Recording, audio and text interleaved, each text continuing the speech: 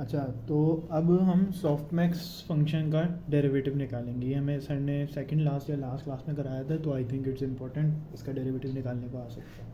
तो softmax function क्या होता है या उसकी इक्वेशन क्या होती है?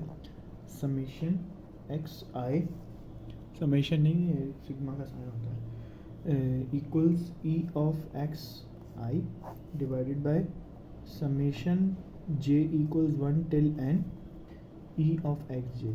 अच्छा, समय सॉफ्टमैक्स फंक्शन अगर हम न्यूरल नेटवर्क की रिस्पेक्ट से देखें तो ये समझो कि हमारे पास अगर कोई मल्टी लेबल क्लासिफिकेशन की प्रॉब्लम है, मतलब आपने कोई इमेज दी तो उसने 3 से 4 एनिमल्स के नाम में से कोई एक बताना है कि इधर ये कैट है, डॉग है, एलिफेंट है या क्या है।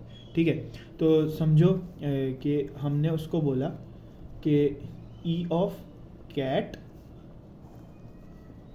और फिर E of cat plus E of dog plus E of elephant. ठीक है, असल में ये ना एक प्रोबेबिलिटी निकाल के देता है।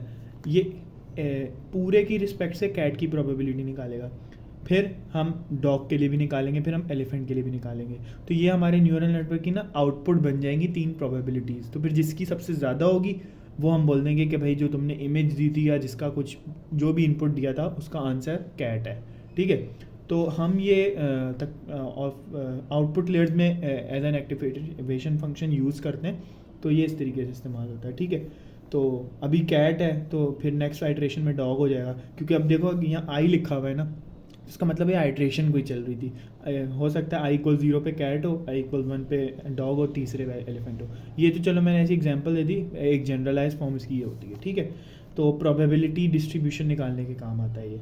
ठीक है, और फिर उससे हम जो प्रोबेबिलिटीज़ निकल के आती हैं उसमें सबसे ज़्यादा जो होती है हाईएस्ट को हम आउटपुट में दे देते हैं। तो ये इसका फंक्शन है, हमें इसका डेरिवेटिव निकालना है। ठीक है, इस तरह के फंक्शन जब होते हैं ना तो हमें क्या करना होता है कि इसमें दिया हुआ है ई एक्स ऑफ आई, मतलब बहुत बड़ी रेंज में से कोई ये एक है, इसका डेरिवेटिव निकालना है इसकी रिस्पेक्ट से। अब इसमें तो समेशन दे दिया, अब हम बोलेंगे कि एक्स ऑफ जे में कोई एक ऐसा जेथ एलिमेंट है जिसकी रिस्पेक्ट से अभी हम निकाल रहे हैं। तो हम जो डेरिवेटिव निकालेंगे ना पार्शियली, वो होगा एक्स आई, और उसका जो डेरिवेटिव होगा वो हम एक्स के मान हमने एक फिक्स कर दिया। हमने बोला समझो हम अभी डॉग की रिस्पेक्ट से निकाल रहे हैं, हमने बोला ये हम कैट की रिस्पेक्ट से निकाल रहे हैं इसका डेरिवेटिव। ठीक है, तो हम क्या करेंगे, इस तरीके से करके कुछ लिख देंगे और इनपुट में क्या आ जाएगा, समेशन एक्स ऑफ आई, जो कि है ये। ठीक है, अच्छा अब सिंपल डेरिवेटिव निकालने की बात आई, तो ये जो फॉर्म है वो कौन सी वाली है? एक फार्मूला होता है कोशेंट रूल। ठीक है, तो कोशेंट रूल जो होता है डेरिवेटिव निकालने के लिए, उसका फार्मूला आता है कि लेट से एक फंक्शन है एफ ऑफ एक्स और उसकी फॉर्म ऐसे है G of X divided by H of X. ठीक है, जी ऑफ एक्स क्या है ये, एच ऑफ एक्स क्या है नीचे वाली। तो अगर हम इसका डेरिवेटिव निकालना चाहें तो इसका डेरिवेटिव क्या होगा, G derivative of X multiply by H of X minus H derivative of X multiply by G of X X, और ये डिवाइड हो जाता है किससे, जो हमारे पास एच ऑफ एक्स दिया हुआ था उसके होल स्क्वायर से। तो अगर हम अपनी सिनेरियो के हिसाब से देखें तो जी ऑफ एक्स जो है हमारे पास इस वक्त है ई एक्स आई, और जो एच एक्स है वो है summation J equals to 1 till N E X power J. ठीक है, अब हमें डेरिवेटिव निकालने, हम पहले देख रहे हैं कि ये जो एच नॉट है ना ये कैसे निकलेगा, for H not of X. ठीक है, अब हम अगर बोलें कि इस रेंज में बहुत सारे जेथ एलिमेंट्स हैं, तो for every X of J when we compute derivative of H with respect to X के। ठीक है, डेरिवेटिव तो अभी भी हमें एक्स के की रिस्पेक्ट से निकालना है, तो इसमें एक्स जे की हर वैल्यू के लिए जब हम डेरिवेटिव निकालेंगे एक्स के की रिस्पेक्ट से, तो आंसर जो होगा ना वो क्या होगा, एक्स के। अच्छा, इसकी अगर हमें एक एग्जांपल लें तो क्या होगी, लेट सपोज एक्स के एट अ टाइम है हमारे पास एक्स, और एक्स जे की जो रेंजेस है ना उसमें एक वैल्यू है x1, दूसरी वैल्यू है x2, तीसरी वैल्यू है x3 और लेट से x जो है हमारे पास x1 है। ठीक है, तो हम क्या असल में कर रहे हैं, x1 का डेरिवेटिव इस पूरी रेंज में निकाल रहे हैं। तो पहले हमने समेशन है ना, तो हमें हर एक के साथ डेरिवेटिव निकालना है। हमने जब इसके साथ इसका डेरिवेटिव निकालना है ना, तो x1 आंसर आना है। इसके साथ निकालना है तो चूंकि ये वेरिएबल्स ही सेम नहीं है तो इसका डेरिवेटिव हो जाएगा 0, इसका भी 0। तो असल में ये होता है। तो अगर हम बोलें कि इस पूरी रेंज में हम x k से जब इसका डेरिवेटिव निकालेंगे तो आंसर में हमारे पास x k ही आना है, क्योंकि x j की तो अलग अलग जो वैल्यूज़ हैं वो 0 हो जाएंगी और ये तो सेम है ना। तो आंसर x k की वैल्यू को बोल सकते हैं, x j की वैल्यू को नहीं बोल सकते क्योंकि उसमें दूसरी भी वैल्यूज़ थी। ठीक है, तो आंसर हम x k की वैल्यू को बोल सकते हैं। तो for derivative of h of x इसका आंसर जो है हमेशा e पावर x k रहेगा। ठीक है, तो ये हो गया इसका डेरिवेटिव। ठीक है, अच्छा ये तब होगा जब हमारे पास k और j की वैल्यू सेम होंगी।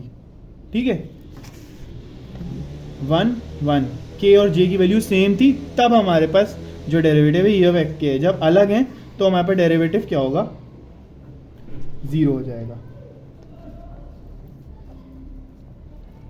ठीक है, तो ये दो सिनेरियोज बन रहे हैं।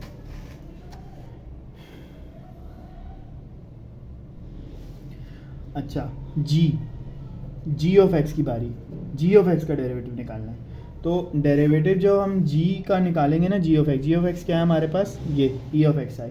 ठीक है, और इसका हम डेरिवेटिव किसकी रिस्पेक्ट से निकाल रहे हैं, ई ऑफ एक्स के। ठीक है, तो इसका आंसर जो है ई ऑफ एक्स के तभी आएगा जब आई और के बराबर होंगे। ठीक है, अच्छा इसकी भी इंट्यूशन बिल्कुल सेम है जो हमने ऊपर किया था। ये कहता है कि आई और के अगर बराबर होंगे तो जब हम डेरिवेटिव लेंगे ई ऑफ एक्स आई का एक्स के की रिस्पेक्ट से, तो आंसर क्या आना चाहिए, ई ऑफ एक्स के, तब जब के और आई की वैल्यू बराबर है। वही बात हो गई। अब समझो कि ये जो है एक्स ऑफ के ये है और ये एक्स ऑफ आई है। ठीक है, तो x1 x2 x3, तो जब ये दोनों वैल्यूज़ बराबर होंगी तो हमारे पास कौन सा आंसर आ जाएगा, ये वाला, और वो क्या होगा, xk। तो एक जनरलाइजेशन के तौर पे इस पे काम हो रहा है। ठीक है, तो ये हो जाएगा। और जब i और k की वैल्यू बराबर नहीं होंगी तो ये भी 0 हो जाएगा। ठीक है, 0। फ़र्क सिर्फ इतना था, यहाँ पे एट अ टाइम हम सिर्फ एक ही एक्स आई की बात कर रहे हैं, जबकि इसमें j की एक पूरी रेंज की बात कर रहे हैं। ठीक है, तो ये आ गया हमारे पास डेरिवेटिव्स का 0। तो अगर हम एक लाइन में इसकी इक्वेशन लिखें तो हम बोलेंगे कि जब i और k बराबर थे तो जो डेरिवेटिव निकल रहा था। अब इसके बाद जो है ना, ये स्टेप कर सकते हो, ये स्किप भी कर सकते हो अगर करना चाहो, ये लिख के ये वाले पे आ जाओ, नहीं तो अलग अलग से लिख के बस जो वैल्यूज आंसर आई उनको पुट कर देना इक्वेशन में। तो ये कुछ ऐसे होगा कि हम ये निकाल रहे थे विद रिस्पेक्ट टू एक्स के, तो हम लिखेंगे कि हमने पहले तो ये निकाला, ये क्या है, जी प्राइम ऑफ एक्स, और इसका डेरिवेटिव निकाल रहे हैं। ठीक है, और ये मल्टीप्लाई होगा किससे, एच ऑफ एक्स से। एच ऑफ एक्स क्या है, ये